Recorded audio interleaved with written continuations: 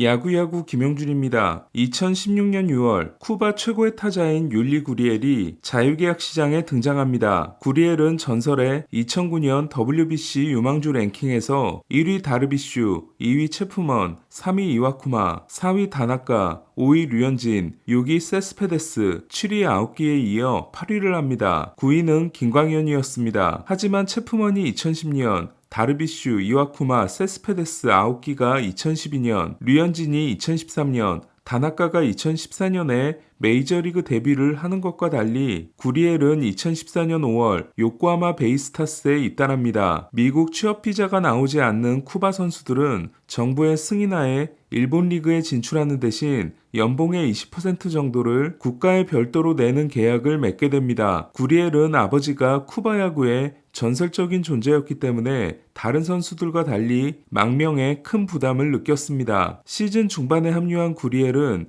62경기에서 타율 3할 5리, OPS 0.884를 기록하는 준수한 활약을 합니다. 하지만 메이저리그에 대한 열망을 참지 못했고 동생 루데스 구리엘 주니어와 함께 도미니카에서 열린 캐리비안 시리즈 도중 대표팀에서 이탈하게 됩니다. 구리엘은 IT 국적을 얻었고 IT에서 만난 19살 쿠바 선수에게 큰 도움을 주게 됩니다. 구리엘을 영입하겠다고 나선 팀은 다저스, 샌프란시스코, 샌디에고, 양키스, 매츠, 그리고 휴스턴이었습니다. 다저스 프리드먼 사장은 1년 전 18살 우한 야디에르 알바레스에게 $1,600만 입단 보너스를 줬을 정도로 당시 쿠바 선수들의 심취해 있었지만 콜레티 단장 시절에 영입한 푸이그와 달리 프리드먼이 영입한 쿠바 선수들은 죄다 실패작이었습니다. 구리엘 영입 전의 승자는 5년 $4,750만 제시한 휴스턴이었습니다. 휴스턴이 무리했다는 분위기 속에 샌디에고 프렐러 단장은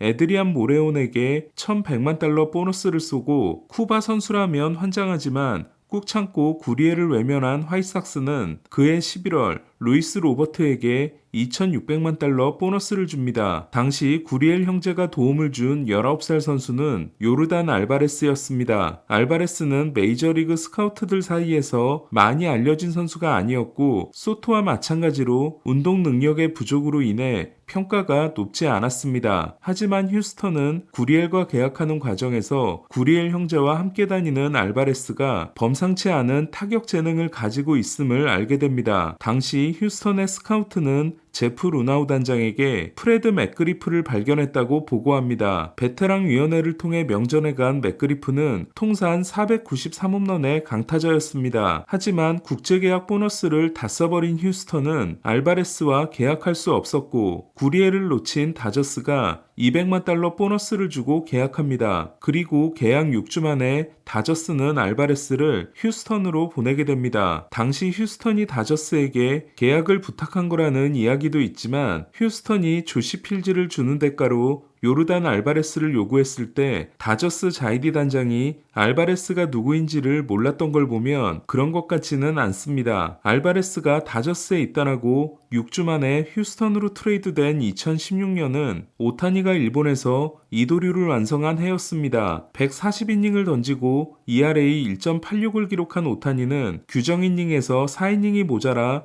유일한 1점대 투수가 되지 못했고 역시 규정 타석은 채우지 못했지만 OPS 1.004는 츠츠고, 야마다, 스즈키 다음으로 높았습니다. 니포넴은 일본 시리즈 우승 후 메이저리그로 보내주겠다고 했지만 오타니는 준비가 아직 덜 됐다며 진출을 1년 뒤로 미룹니다. 그리고 그 사이 25세 규정이 생깁니다. 2018년 오타니는 신인왕이 됩니다. 안두아가 한 표를 가져가 만장일치는 아니었습니다. 이듬해에는 알바레스가 신인왕이 됩니다. 알바레스는 만장일치였습니다. 알바레스는 신인 좌타자로는 1990년 데이빗 저스티스 이후 처음으로 좌안을 상대로 OPS 1.0을 찍습니다. 지난 3년간 오타니와 알바레스는 메이저리그 투수들을 박살내고 다닙니다. 3년간 조정 OPS 순위는 1위가 178인 저지, 2위가 163인 알바레스, 3위가 162인 트라웃, 4위가 161인 오타니,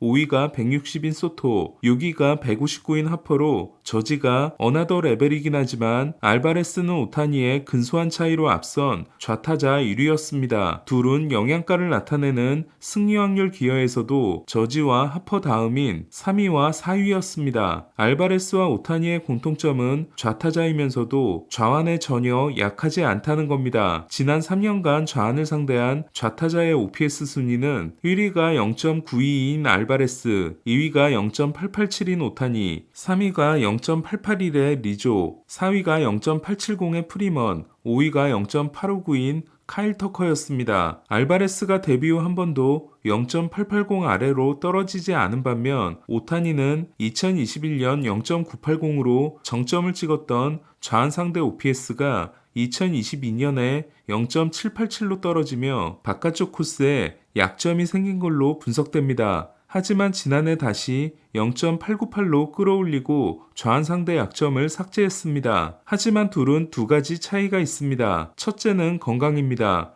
오타니가 타 종목 선수들도 놀라게 만드는 상상을 초월하는 내구성으로 지난 3년간 1900타석과 428이닝을 소화한 반면 지명타자 출전이 훨씬 많은 알바레스는 여러 잔부상에 시달리며 1655타석에 그쳤습니다. 무시무시한 출발을 한 후 부상을 당하는 게 패턴인 알바레스는 지난해에도 6월에 옆구리 부상이 있었고 8월에는 손가락 부상이 있었습니다. 이에 지난 3년간 평균 131경기 출장에 그쳤습니다. 그렇다 보니 오타니가 지난 3년간 투타 겸업을 통해 승리 기여도 28.5를 기록한 반면 수비 기여도도 떨어지는 알바레스는 14.4에 그쳤습니다. 물론 오타니와 비교하지만 않으면 연평균 4.8은 훌륭한 기록입니다. 따라서 오타니와 알바레스의 라이벌 관계는 타격 한정이라고 할 수 있습니다. 두 선수의 두 번째 차이는 포스트 시즌입니다. 포스트 시즌 통산 OPS 0.949가 200타석 이상 출장 선수 중 벨트란, 하퍼, 푸올스, 넬슨 크루스에 이어 역대 5위에 해당되고 데이빗 오티스보다 높은 알바레스는 이미 가을 사나이 검증을 마쳤습니다. 2022년 알바레스는 디비전 시리즈 1차전에서 포스트 시즌 역사상 최초의 역전 끝내기 3런을 9회 말에 날렸고 2차전 역전 결승 투런에 이어 월드 시리즈 6차전 역전 결승 3런으로 단일 포스트 시즌에서 6회 이후 역전 홈런 3개를 날리게 됩니다. 지난해에도 고군분투한 알바레스는 2021년 월드 시리즈 부진 이후 포스트 시즌 24경기에서 OPS 1.074를 기록하고 있습니다. 그에 비하면 오타니의 포스트 시즌 경력은 깨끗한 도화지입니다. 오타니는 2016년 일본에서 WBC 결승처럼 지명타자로 출전했다가 마무리로 나서 세이브를 올린 적도 있고 일본 시리즈 3차전에서는 구로다 상대 2타수